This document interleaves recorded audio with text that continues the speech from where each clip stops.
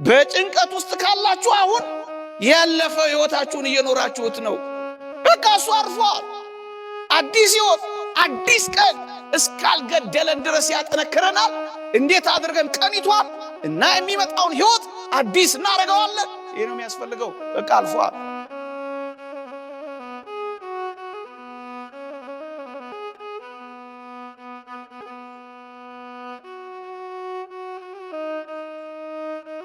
ዓለም ሲጠላችሁ ዋጋ እንደሌላችሁ ፊቱን ሲያዞርባችሁ ዋጋ ቢስ እንደሆናችሁ ለምን ታስባላችሁ? የትኛው ዓለም እንደጠላ እስኪ ንገረኝ። የትኛው ዓለም ነው ፊቱን ያዞረብህ? የተወደዳችሁ ኦርቶዶክሳውያን ወጣቶች እናንተን የሚጠብቅ እናንተን የሚፈልግ እናንተን የሚያይ ብዙ ቁጥር የማይገልጸው ብዙ የሚወድህ ዓለም። አንተ ያየኸው ቤተሰቦች፣ አንተ ያየኸው ጓደኞች፣ አንተ ያየኸው ጥቂት ሰዎችን ይሆናል። ዓለም አይወደኝም ያልከው ለዛ ይሆናል። እኔ ሌላ የማይታይ ዓለም ላሳየህ። መጽሐፍ ቅዱስ እንዲህ ይላል፣ እንደ ደመና የከበቡን ይላል። እንደ ደመና የከበቡ አንተን የሚወዱ አእላፋት መላእክት ወንድሞችህ አሉ። እነሱ አንተን ከበውሃል። ለምንድነው ዓለም አይወደኝም የምትለው? የሚወድህ ሌላ ዓለም አለ። እውነቱን እንነጋገር ከተባለ አንተን በመውደድ በምጥ የተያዙ የቅዱሳን ዓለም አለ። የእግዚአብሔር ቃል እንደተናገረው ዳግመኛ ስለ እናንተ ምጥ ይዞኛል እንዳለው ቅዱስ ጳውሎስ ስለ አንተ ምጥ እንደተያዘ አልሰማህ? አንተን የሚወድ የሰማዕታት ማህበር፣ አንቺን የሚያፈቅር ድል የነሱ የበኩራት ማህበር፣ እኛን የሚወዱ የጻድቃን ማህበር በቁጥር አይገመቱም። ለአምስት ለስድስት ሰው ብለው ይሄንን ሁሉ ዓለም ይክዳ እንደማይወድ ቆጥራል። ይሄን ሁሉ ተውትና ዘውትር ወደኛ የተዘረጋው የእግዚአብሔር እጅ በጥቂት ሰዎች ፍቅር ማጣት ምክንያት ይካዳል። ዘውትር እጆቼን ወደ እናንተ ዘርግቻለሁ ያለው የእግዚአብሔር የማዳን እጅ፣ የእግዚአብሔር የአባትነት እጅ፣ የእግዚአብሔር የምህረት እጅ፣ የእግዚአብሔር የፍቅር እጅ አይታየም። ወገኖቼ ዓለም የምትጨልምብን የሰው ፊትም የሚጠቁርብን ወጣቶች ሆይ ወደ ብርሃናት ጌታ ወደ መድኃኒታችን ወደ ኢየሱስ ክርስቶስ ዘወር ያላልን እንደሆነ እንዳትረሱ። የተወደዳችሁ ወጣቶች ሁሉ ይቃወመኛል፣ ዓለም ሁሉ ንግግሬ አይጥመው፣ ሰው ሁሉ ፊት ይነሳኛል፣ ሰው ሁሉ ይቃወመኛል ካላችሁ አንድ የእግዚአብሔር ቃል ትዝ ይበላችሁ። እግዚአብሔር ከኛ ጋር ከሆነ ማን ይቃወመናል የሚለው ቃል ትዝ ይበላችሁ። እግዚአብሔር ከኛ ወደ ብርሃናት ጌታ ዘወር ማለት ምን አቅም አለኝ አቅመ ቢስ ነኝ ካላችሁ ጮክ ብላችሁ የመናገር ኃይልና ድፍረት እንዲኖራችሁ ከቅዱስ ጳውሎስ ጋር ሆናችሁ ኃይልን በሚሰጠኝ በክርስቶስ ሁሉን እችላለሁ ማለት እንድትችሉ ወደ ብርሃናት ጌታ ዘወር በሉ። እጆቹን ወደ ዘረጋው አምላክ ኑና ታቀፉ። እሱ ከእናንተ ጋር ከሆነ የሚቃወማችሁ አይኖርምና ወደ እግዚአብሔር ኑ። ኃይልን ያስታጥቃችኋል። ታዲያ እንዴት ነው ዋጋ ቢስ ነኝ የምትሉት ወጣቶች? አንዳንድ ጊዜ ልክ ነው፣ በፈተናዎች እንከበባለን። እኔ ብቻ በፈተና የተከበብኩ እስከሚመስለኝ ድረስ ፈተናዎች የከበቡ ደግሞ የሚያጨራመቱኝ ምስኪን ነኝ ለምንል ወጣቶች እንዳይረሱ ለመናገር ማክሲመስ የተባለ አንድ ሊቅ የተናገረውን 3 ነጥቦች እንመስክር። ፈተና በአንዳንዶች ከቀደመ ኃጢአታቸው ሊያነጻቸው፣ በሌሎች ደግሞ አሁን ያላቸውን ፍጽምና የበለጠ ሊያሳምር ይመጣል። እንዲሁም በሌሎች ደግሞ ሊመጣ ላለው ነገር እንዲዘጋጁ ለማድረግ ይመጣል። ፈተና በ3 አይነት ነገር መጥቶብህ ይሆናል። ወይ በደል በድለህ እግዚአብሔር በፈተናው ሊያነጻልህ መጥቶ ይሆናል፣ በጸጋ ተቀበለው። ወይ ብርቱ ሆነ ከሆነ አሁን ያለውን ብርቱ የበለጠ ሊያሳምር፣ አሁን ያለ ጥንካሬህን የበለጠ ውብ ሊያደርግልህ መጥቶ ነው የሚሆነው ፈተናው። 3ኛ ምናልባት አሁን ብርቱ የሆነ ፈተና እየተጋፈጥክ ከሆነ ጣላለው ከባድ መከራ እያዘጋጀ ይሆናል። በፈተና በመከበብ ብቻ አትጥላው። እግዚአብሔር የሚያመጣው ለነዚህ 3 ብርቱ ምክንያቶች እንደሆነ ወቀው። ኃጢአቴን እያነጻልኝ ነው ብለህ ተረዳው። የበለጠ ሊያጠነክረኝና ሊያበረታኝ ነው የመጣው ብለህ እወቀው። ለሚመጣው መከራ ሊያጠነክረኝ ብርቱ ሊያደርገኝ እየሰራኝ ነው ብለህ አመነው። ምእመናን እየተሰራ ነው እንመነው። ላሰሪዋ ሸክላዋን እሳት ውስጥ ስትከተው ልምጥ አድርጋ ሰጥተው ውብ አድርጋ ልትሰራው ነው። ፈተናዎች በኋላ ውብ ሆነ ትወጣለህ እንጂ ውስጥ አትቀርም። እርሰህም ቦክተህም አትቀርም። ተስፋ ከቆረጥክ ግን እንደዚያ ሆነ ትቀራለህ። አንድ ቁም ነገር ደግሞ በፈተና ተከበብኩ ለሚሉ ወጣቶች ብንናገር መልካም ነው። እንዳትረሳ አንተ ወጣት ሆይ ሀብት የተሞላ ከሆንክ ፈተና ይበዛብሃል። ሀብት ስለተሞላ ነው መከራ የሚደርስብ። በእንቁ ስለተሞላ በጸጋ እግዚአብሔር ስለተሞላ ሊጥልህ ያንገዳግድሃል። ተስፋ ሊያስመርርህ ያበሳጭሃል። ምንም እንደሌለ እንድትቆጥር ያደርግሃል። ባለጸጋው አምላክህ አለ። አንተ ሌላ ባለጸግነት ወደድክ እንጂ ይሄንን ሀብትህን ነው የሚያሳጣ። መንግሥት እግዚአብሔርን ነው የሚወስድብህ። አንተ አልተረዳኸውም እንጂ። ሶስተኛ በአንተ ውስጥ ያለው የክርስትና እውነት የሚገለጠው ስትፈተን ነው እንጂ ያለ ፈተና ያንተ እውነት የትና እንዴት ሊገለጥ ነው? በምድር ላይ ለሕያው እግዚአብሔር መመስከር የምትችለው ስትፈተን እኮ ነው። የተማሪዎች የፈተና ውጤት የሚገለጠው እኮ በፈተናቸው ነው። ካልተፈተኑ በውስጣቸው ያለው እውነት እና ዕውቀት በምን ይገለጣል? መበርታት፣ መድከም፣ ማመን፣ መካድህ፣ መጽናት፣ ማወላወልህ፣ የልብ መከፈል ወይስ ሙሉ መሆን በምን ይታወቃል? እና በፈተና የተከበብከው እንኳን ላስደናቂ የክርስትና ሕይወት መሆኑን እንዳትረሳው። ለምን በፈተና ተከብቤ ዋጋ ቢስ ነኝ ብዬ የሚወደኝ ሰው የለም ብዬ ለምን? ብዙ ወጣቶች እንዲህ አይነት ስሜት ስለሚሰማቸው ነው ይሄን ርዕስ ማንሳት የፈለኩት። ወገኖቼ ወደ ማጠቃለያዎቼ ልሂድ። ከሩቅ ቦታ ስለመጣችሁ እናንተን ብዙ ማስመሸት አልፈለኩም። በ5 ደቂቃዎች ውስጥ ላጠናቅ።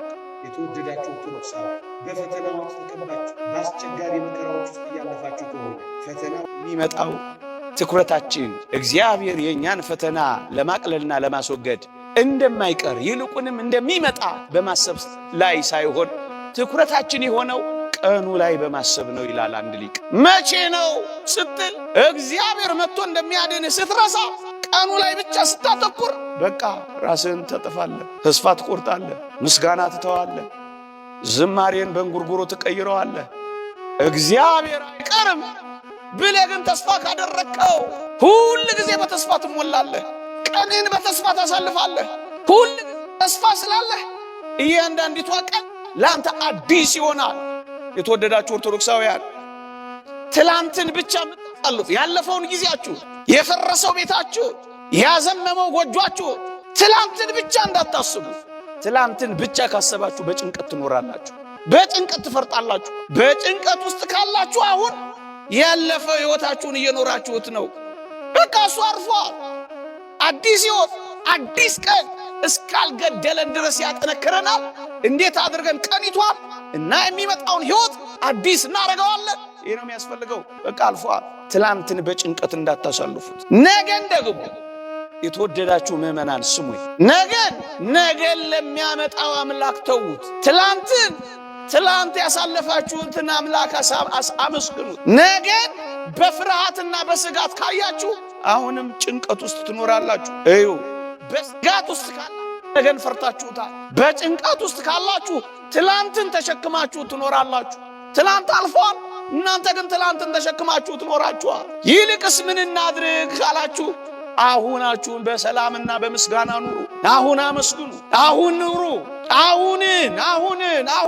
አሁንን እንዲህ ከኖርክ ከስጋትም ደግሞ ከጭንቀትም ትወጣና ሰላማዊ ትሆናለህ። ይህን የሚሉት በእርግጥ የቀመሱት ናቸው ወገኖቼ። ለማጠቃለያ እንዲሆነኝ አንተ የኔ ነህ። የእግዚአብሔር ቃል እንዲህ ይላል፣ ለራሳችሁ አይደላችሁም ይላል። ለማን ነህ? ለአንተ ነና፣ ያንተ ነና። መጀመሪያ በእጆቼ የፈጠርክ ኋላ በችንካር ተተክለ ያዳንከን ያንተ ነና። መጀመሪያ በአፍህ እስትንፋስ እፍ ያልክብን ኋላም በመንፈስ ቅዱስና በውሃ በልደት በጥምቀት ይሁንና የራስህ አይደለህም። ባጭር ቃል አንተ ወጣት ሆይ አንተ ላንተ አደራ የተሰጠህ እንጂ አንተ ያንተ የሆንከው መቼ ነው? ያደራና አንተ ለራሳችሁ አይደላችሁ፣ በዋጋ ተገዝታችኋል ይላል ቅዱስ ጳውሎስ አንደኛ ቆሮንቶስ መልእክት ምዕራፍ 6። አንተ የራስ እንደሆንክ ቆጥረህ ራስህን እንዴት ታጠፋለህ? አንተ አይደለም። የተቀበልከው ነህ። የመንፈስ ቅዱስ ማደሪያ ነህ። ይሄን መቅደስ አንዳች ሰው መጥቶ ቢያፈርሰው ዝም ትላለህ? አንተ ስትፈርስ ግን ዝም ትላለህ።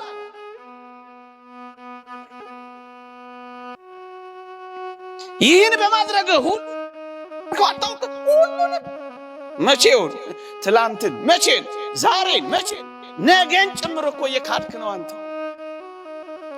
እግዚአብሔር ትላንት ምንም እንዳላደረገልህና እንዳዳስፈልፍ ሁሉ ከትላንት ላይ ታሪክህንና ትዝታ ለምን ትላንት ምንም አልተደረገላችሁ? ትላንት ብዙ አላሳለፈ? በራስህ ላይ አንዳች አድርገህ ራስህን የምታጠፋ ከሆነ የትላንት የእግዚአብሔርን ውለታ የረሳህ ነህ። ዛሬስ ዛሬ በራስህ ላይ አንዳች የምታደርግና ራስህን የምታጠፋ ከሆነ ዛሬን በቅጡ እንዳትኖር ትዕግስት አጥተህ የተቅነጠነጥክ ነህ ማለት ነው። ትዕግስት አጥተሃል ማለት ነው። ትዕግስት አጥተሃል ማለት ነው። ለነገ እንኳን እንዳትቆይ ተስፋህን ደግሞ የካድክ ነህ ማለት ነው። እግዚአብሔር ያሳያችሁ። ትላንትን ዛሬን ነገን መካድ እኮ ነው በራስ ላይ አንዳች ነገር ማድረግ ወገኖቼ። ለምን ሁሉንም ጨርሰህ ታጠፋለህ? ትላንትን ለትውስታ ዛሬን ለደስታ ነገን ለተስፋ እንድትኖር ነው ክርስቲያን የሆንከው ወገን ይሆን። ታዲያ ለምን በራስ ላይ ትፈርዳለህ? እኔን የሚፈርድ ግን ጌታ ነው ይላል ቅዱስ ጳውሎስ። እንዴት ሰው በራሱ ላይ ይፈርዳል? አንድ ነገር ግን እንዳትረሳ፣ አንተ የገጠመህ ነገር ገጥሟቸው በጣም በርካቶች እየኖሩ ያሉ አሉ። አንተ ብቻ አይደለህም። እልፍ አእላፋት የተራቡ ነው። እልፍ አእላፋት የተቆራመዱ ነው። እልፍ አእላፋት የተጨነቁ ነው። አንተ ብቸኛ እንደሆንክ አድርገህ ራስን የምታጠፈው ምንድን ነው? እንደውም ከአንተ የባሱ ሰዎች መጽሐፍ ቅዱስ ላይ ጽድቅንና መንግሥተ ሰማያትን ወርሰዋል። ያንን አልዓዛርን አስበው። ድህነት አለበት። በድህነት ላይ ብርቱ ደዌ ወድቆበታል። ደዌውንም በሽታውን የሚያስታምመው አስተማሚ እንኳን የለውም። አንተ ቢያንስ አስተማሚ አለህ። አንተ ቢያንስ ድሃ ብቻ ነው የሆንከው። በጽኑ ደዌ አልተመታህም። አቅመ ቢስ ሆኖ ውሻውን የሚያባርርበት አቅም እንኳን አጥቷል። ተንከባካቢ ማጣት ብቻ እኮ አይደለም ደርሷል። እፊቱ ደግሞ ሚያው ድሆችን እያየ ለመጽናናት እንኳን እድል የለውም። ባለጸጋውን ብቻ ያህል። እንዲህ አይነት ሰው መቼ ራሱን አጠፋ? እሽከደም ያችን ሰማርያዊቷን ሴት ማስባት 5 ባሎች አግብታ 5 ባሎቿ ሞተው 6ኛውን አሁን ምናልባት ቢሞት እንኳን እንዳላፍር እንዳልሳቀቅ ብላ መንደር ውስጥ ደብቃው በጠራራ ፀሐይ እየወጣች ውሃ እየቀዳች ትኖራለች እንጂ መቼ ራሷን አጠፋች?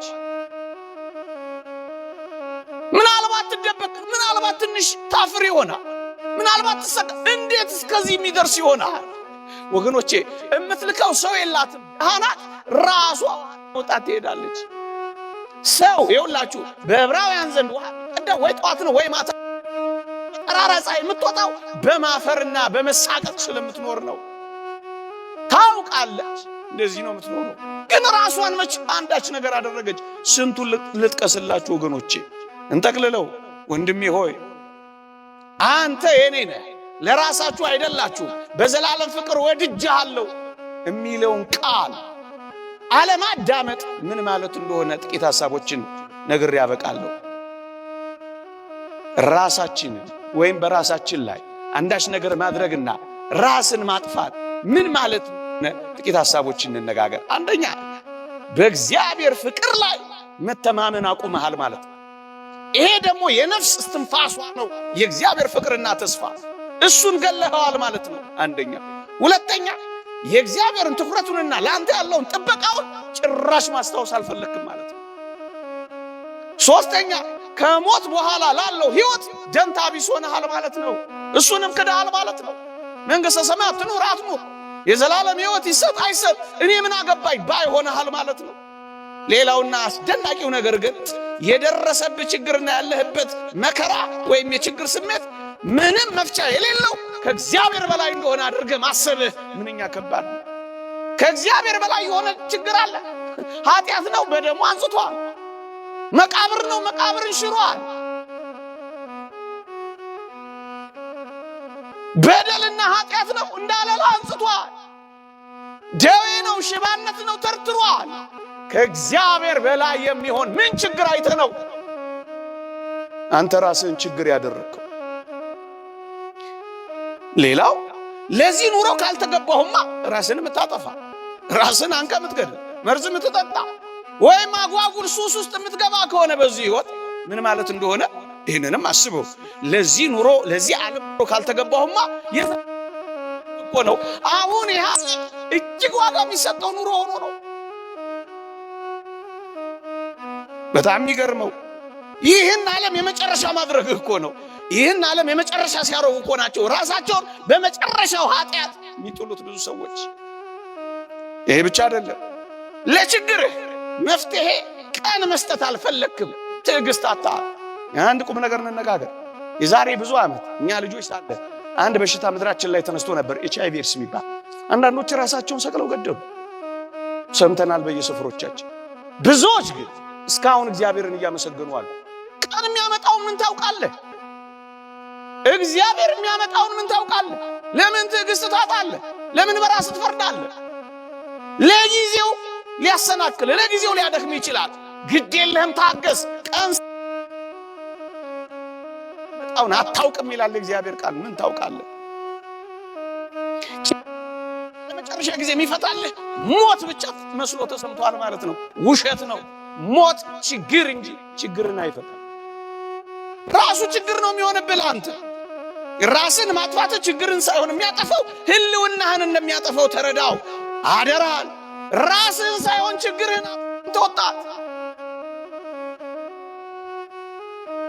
ይሄን ማድረግና ይሄን ማሰብ ምን ማለት እንደሆነ ታውቃላችሁ? ታላቅ ኃጢአት የሚሆን በልባችሁ እግዚአብሔር ያደረገውን ይህንን ሁሉ ውለታ እኮ የሚሆነው ለዚህ እምነት፣ ፍቅር፣ ተስፋ ጸንተው ይኖራሉ ይላል።